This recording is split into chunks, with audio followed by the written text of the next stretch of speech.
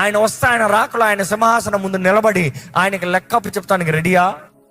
నీ దేహంతో జరిగించిన ప్రతి కార్యం, అది మంచి అవనే చెడ్డవనే, ఆయన సింహాసనం ముందు లెక్కపు చెప్పాలంట. Before the courts. నువ్వు చచ్చిన వ్యక్తివో బ్రతికిన వ్యక్తివో, ఆయన వచ్చినప్పుడు, గ్రంథాలు తెరబడినప్పుడు నువ్వు వచ్చి నిలబడాల్సిందే. కిరీటాన్ని ఇంకొకటి సీజ్ చేయకుండా జాగ్రత్త పడు. ఈరోజు మీ కొరకు దేవుడు కిరీటాన్ని సిద్ధపరుస్తాడండి. నువ్వు అంతవరకు లోబడితే, అంతవరకు నిలబడితే, నీకు ఇచ్చిన తరుణాలు అది గొప్పదా చిన్నదా కాదు. Do not compare your door with an others door. ఇంతలో కనబడే అంతలో మాయమే. ఈ లోకంలో గనులుగా ఉండాలని ఆశపడద్దు. లోకం అంతా looking for name, fame. But then God is saying, in my kingdom I give you opportunity to be famous, to have the fame there. ఆ రాజ్యంలో గనులుగా ఉండాలి. ముందు ఇచ్చిన అవకాశాలను సద్వినియోగపరుచుకుని నమ్మకస్తులుగా, కొంచెం బలం ఉన్న కూడా అంత వరకు పోరాడి దేవుని నామాన్ని ఎరగనని చెప్పడం వారుగా ఆయన నామాన్ని ధరించి ప్రేమతో, సహనంతో, ఓర్పు జీవిస్తే దేవుడు అంటున్నాడు, ఇదిగో నువ్వు అంతవరకు పోరాడుతా, నీ కిరీటాన్ని ఇస్తా.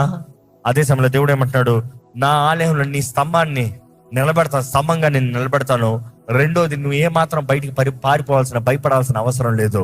మూడోది, నీకు నూతన పేరు ఇస్తాను. నూతన పేరు అన్నప్పుడు మరలా 3 విషయాలు, 3 పేర్లు.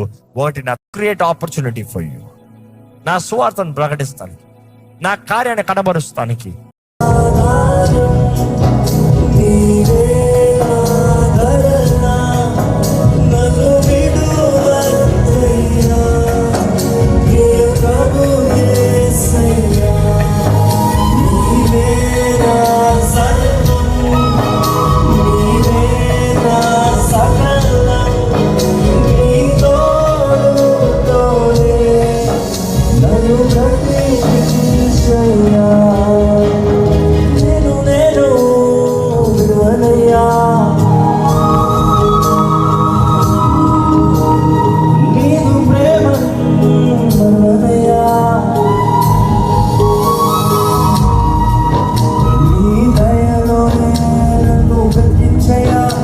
నీ రూపులోనే తీర్చిదిద్దువయ్యా.